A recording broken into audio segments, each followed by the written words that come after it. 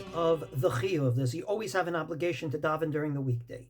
And after establishing that the original source talked about him only leading services on Saturday night, with the Ramah expanding it to every weekday, and after establishing that even if that's so, he has to meet the criteria of a Chazzan in general, the question now comes to the shul that you're in. So if indeed there's a Chiyuv on the one side of the shul, but on the other side of the shul there's a regular gentleman who, quite frankly, is a good Chazzan, people like to hear him, who goes first during the week, who has the right of way to go to the lectern. So, if you would have woken me up in the middle of the night, I would have said the word chiyuv means obligation. So obviously, the guy who is a chiyuv should have been the chazan. But, as surprising as this sounds, the Code of Jewish Law in Simon Nun Gimel 53, subdivision Kuf, or 20, says, and I quote, if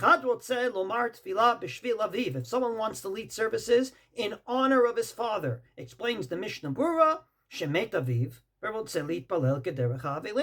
his father passed away, and he wants to daven on his behalf. So we're talking about our chiyuv. So if one person is a chiyuv, and another guy wants to daven for some other purpose, whatever it might be, I want to lead services today. The halacha,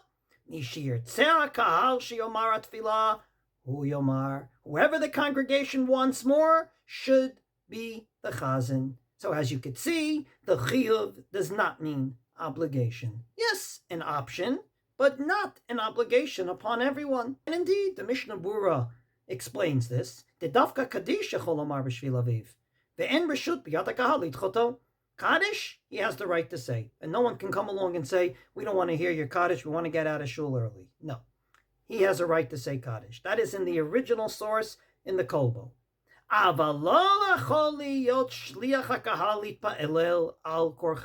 But he cannot be a chazan against the will of the people, because, and as the Mishnah Berurah says it beautifully, he's not called a chazan. He's called shliach hakahal, the messenger of the congregation. And on this issue, you go by majority. So indeed, the chiyuv is not so much of a chiyuv. It's not an obligation upon us all. Yes, he is doing it for a beautiful reason, to benefit his parents. But no, not under all circumstances. If there's someone more appropriate there, and that's who the congregation wants, that person should be chazan. So, indeed, the Mishnah Berurah does end by saying, and I quote his words,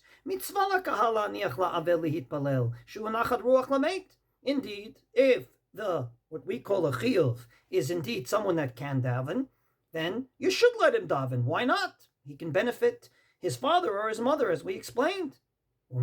However, but not in all circumstances. For example, he doesn't cut the letters straight. He knows how to read, but he davens very slow, so he doesn't cut the letters so easily. He should not be chazan. So as we can see, even though we all grew up thinking that the chiyuv means obligation and he has the right of way, the answer is not under all circumstances. If there's someone more appropriate there, and that's who the congregation wants, that's who should lead services. Obviously, if this guy knows how to daven, why not?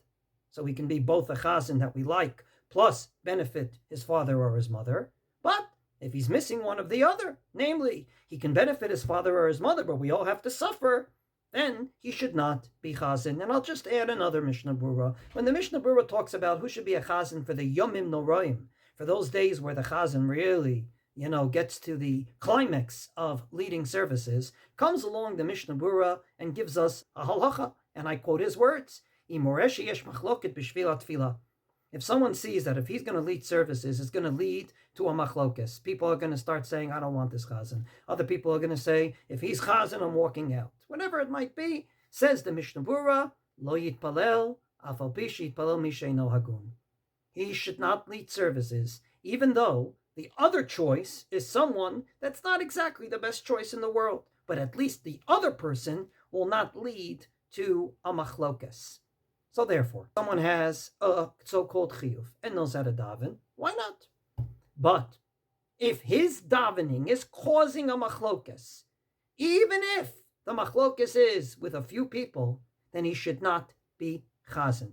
Not to mention the fact that if people say, we'd rather have him rather than the Chiyuv, the halacha seems very clear that the Chiyuv has to stand away and the other person has to be Chazzan.